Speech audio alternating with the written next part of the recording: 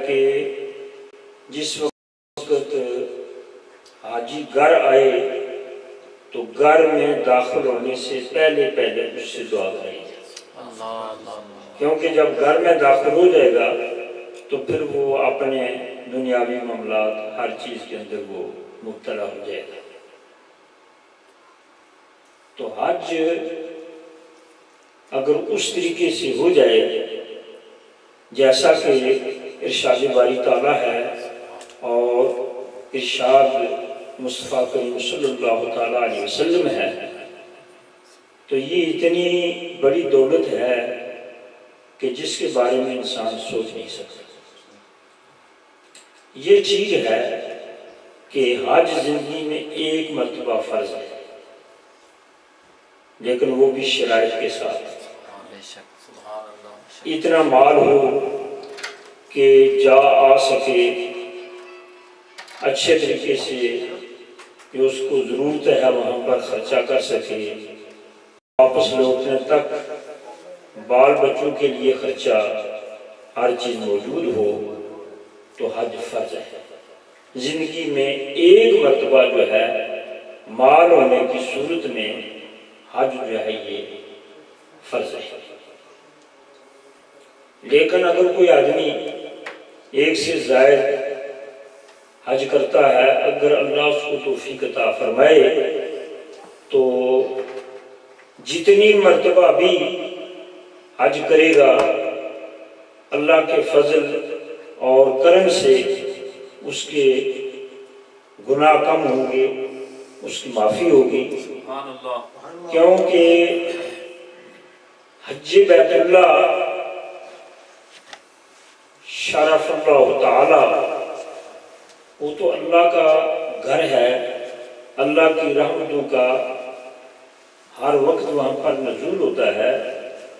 लेकिन मोमिन की बख्शिश का बहुत बड़ा ज़रिया जो बेशुमार अहादीस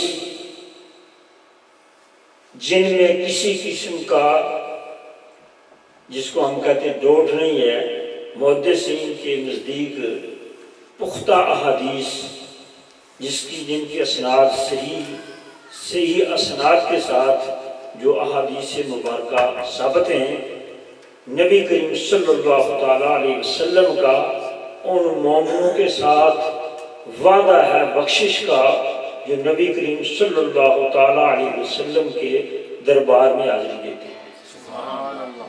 क्योंकि हदीस पाक में है, नबी करीम सल्लल्लाहु ताला अलैहि वसल्लम ने इरशाद फरमाया कि जिस शख्स ने मेरे रोज़ा मुबारका की ज़ियारत की, मन ज़ारा कब्री वजबत लहू शफ़ाअत, फरमाया कि जिसने मेरे रोज़ा मुबारका की ज़ियारत की, मेरी शफ़ाअत उसके लिए साबित है, मेरी शफ़ाअत उसके लिए वाजिब है। तो अगरचे मदीने शरीफ में जाना यह हज का रुकन नहीं है, लेकिन वो हज क्या है जिस हज के अंदर मदीना शरीफ की हाज़िरी नहीं है, वो हज क्या है?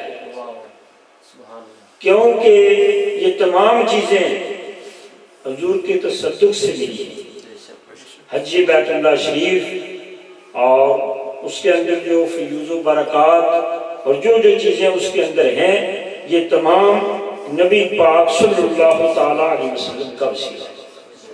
ये तो आप जानते हैं, बेशुमार मरतबा आपने समाअत फरमाया है कि अगर हुजूर तशरीफ़ न लाते तो कायनात का कोई एक ज़र्रा भी वजूद के अंदर ना आता।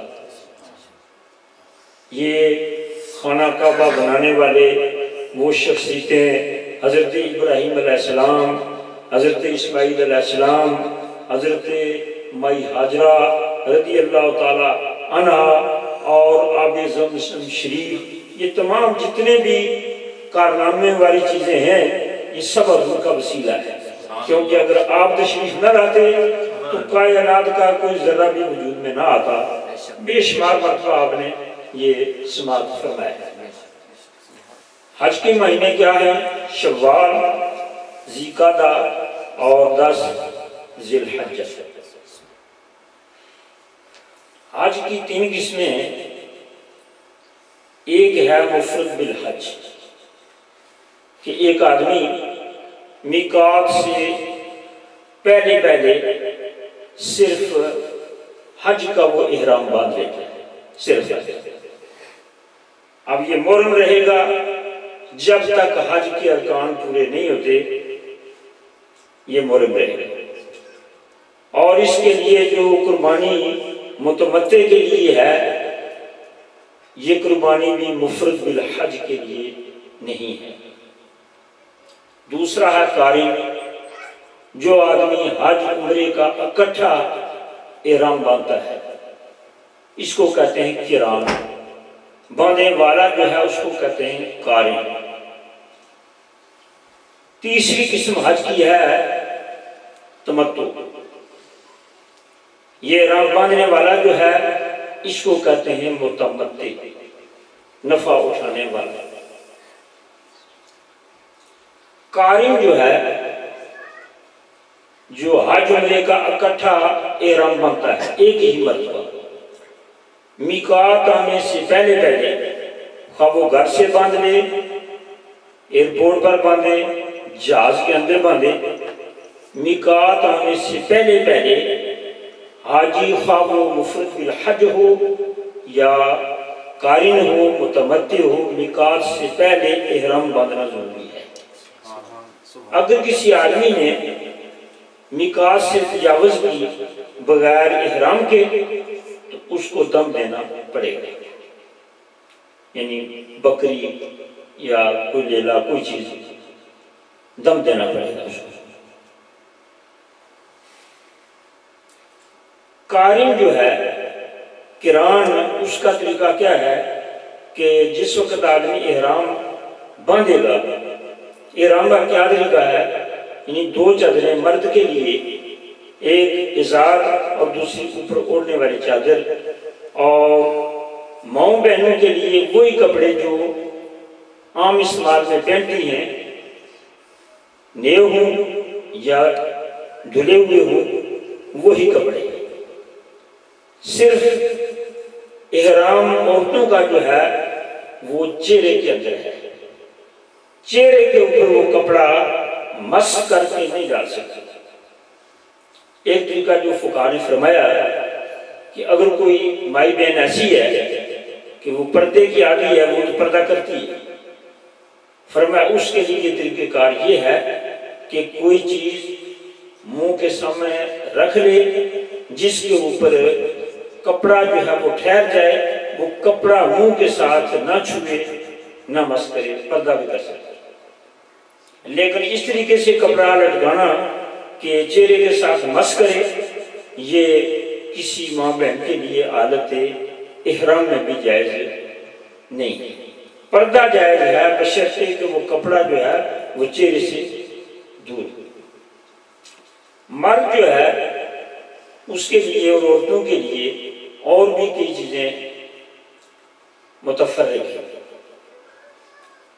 मसलन मर्द जब इहराम बंधेगा तो इसमें तो मुश्तरका है कि 2 नफल पढ़ेंगे। बेहतर ये है कि अगर कुल या अय्युहल काफिरून और सूरह इखलास याद हो तो ये पढ़िए। जब मर्द इहराम बंधेगा, नफल पढ़ेगा, तो सर उसका ढंपा हुआ होगा। इहराम की चादर जो ऊपर ओढ़ी हुई है वो सर के ऊपर होगा। जब सलाम फेरेगा तो अब वो सर नंगा करेगा, तलबिया पढ़ेगा, और अगर अरबी में याद है तो वो दुआ पढ़ेगा, नहीं अगर याद अरबी में तो अपनी ज़ुबान के अंदर वो कहेगा कि अल्लाह मैं ये किराम करना चाहता हूँ, अल्लाह ताला इसको कबूल फरमा। अब जो है ज़्यादा इबादत उसमें किसकी है? तलबिया की। उसका याद होना ये बहुत ज़रूरी है। जो आदमी हज करना चाहे वो तलबिया याद करे। अब औरतें भी इसी तरीके से नफल पढ़ेंगी, नियत करेंगी, लेकिन उसके वो कपड़े बाकायदा उसी तरीके से जिस तरीके से बगैर इहराम के हैं उसी तरीके से होंगी। सिर्फ ये है कि चेहरा उनका नंगा होना ये ज़रूरी है। अगर पर्दा करना चाहते हैं तो फिर ये है कि कपड़ा जो है वो चेहरे के साथ मस ना करे। कोई लकड़ वगैरह की आजकल वो बनी मिल जाती हैं, वो कानों के ऊपर रख कर उसके ऊपर कपड़ा पर्दे के लिए वो सकाफ के साथ ही होता है, उसको डाल सकते हैं। मर्दों के लिए एक फर्क ये भी है कि जब वो एहराम बांध लिया तो अब जूता नहीं पहन सकता, कोई चीज मर्द ऐसी नहीं पहन सकता जिसके साथ ये अंगूठे के पीछे जो ऊपरी हड्डी है ये नंगी ना हो, ऐसी चीज नहीं पहन सकते। यानी इस हड्डी का नंगा होना जो है ये जरूरी है। जैसे कि हम उसको कहते हैं यानी वो हवाई चप्पलें या स्पार्ट, कोई चीज ऐसी। आजकल कई लोग वो स्लीपर पहन लेते हैं जिनके ऊपर पूरा वो चमड़ा लगा होता है, ये जायज है। औरतों के लिए तो जो मर्जी पहने वो इसमें के अंदर जो है वो मुस्तस्ना है। अब ये कारी जो है ये उम्रा करेगा, चीजें तो बेशुमार है, उम्रा करेगा, उसके बाद ये एहराम नहीं खोलेगा। आजकल के फारू होकर जो है एहराम खोलेगा बखिलाफ मुतमत्ते। जो तमत्तो करना चाहता है वो यहाँ से सिर्फ उम्रे का एहराम बांधेगा, वही तरीका इसका भी है एहराम बांधने का। अब ये जाकर उम्रा करेगा, जो तरीका उम्रे का है। सफा मरवा की साई के बाद वो हलक करे या कसर करे, बालों को बिल्कुल मुड़ाए या हल्के करे।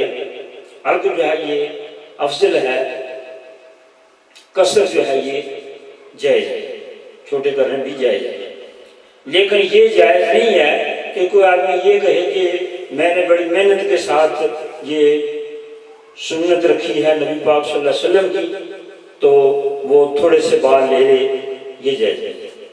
पूरे बाल जितने साल के हैं बराबर उनको हल्का करना पड़े, कटाना पड़ेगा। इसी तरीके से जो माए बहने हैं उनको भी सर के जितने बाल हैं उनको बराबर पकड़कर एक कोरे के बराबर, जिसको हम पोटा कहते हैं, वो बाल काटने पड़ेंगे। ये नहीं कि जो ज्यादा लंबे हैं उनको वहां से काट दो, पूरे सर के जो बाल हैं उनमें से एक कोरे बराबर, कोटे बराबर जो है माँ बहनें जो है उनको भी बाल काटने पड़ेंगे। वो खुद एक दूसरे के काट लें या जो भी तरीका हो। उसके बाद जो है उम्रा पूरा हो गया, अब वो इहराम खोल कर गुस्ल करके आदमी जो है वो अपने कपड़े जो आम हालत में पहने जाते हैं वही पहने। बाकी अगर इन दिनों में उम्रा करना चाहते हैं तो हज़रत माई आयशा सिद्दीक़ा रज़ियल्लाहु ताला अन्हा की मस्जिद में वहाँ जाना पड़ेगा। वैसे अगर आप तवाफ़ करना चाहते हैं तो जितनी मर्जी मरतबा करें, 7 चक्कर, कितनी दफ़ा भी आप हर नमाज के साथ करें, जब भी करें, ये बहुत बड़ा यानी इंसान के लिए फ़ायदेमंद है। और इसमें यह भी है कि जो आदमी फौत हो चुके हैं, वालिदैन हैं या करीबी रिश्तेदार हैं, कोई भी आदमी है, उसके लिए भी आप उम्रा करके उसको इसाले सवाब कर सकते हैं। और हदीस पाक से, जैसा कि मिशकात शरीफ में हदीस पाक है, आपसे सवाल किया गया, ये बात साबित है। हम तो वैसे भी इसाले सवाब के कायल हैं। हाँ, ये है कि अगर कोई आदमी फोत हो गया है, उसने मरने से पहले वसीयत की है कि मेरी तरफ से हज किया जाए, तो वसीयत उसकी जो है वो नाफिज़ अमल होगी। वैसे भी वसीयत का मसला ये है कि अगर किसी आदमी ने किसी के लिए वसीयत की है कि उसको इतने रुपए देना मेरे मरने के बाद, तो तीसरे हिस्से माल से यानी तजहीज़ व तकफीन कर्जा अदा करने के बाद अगर वो वसीयत इतनी है कि सुलुस माल में नाफिज हो सकती है तो वो वाजिबुल अमल होगी। इसी तरीके से हज की अगर किसी ने वसीयत की है तो फिर तो उसकी तरफ से हज करना वाजिब है। अगर वसीयत नहीं की तो फिर ये आपके रेगो कर्म पर है कि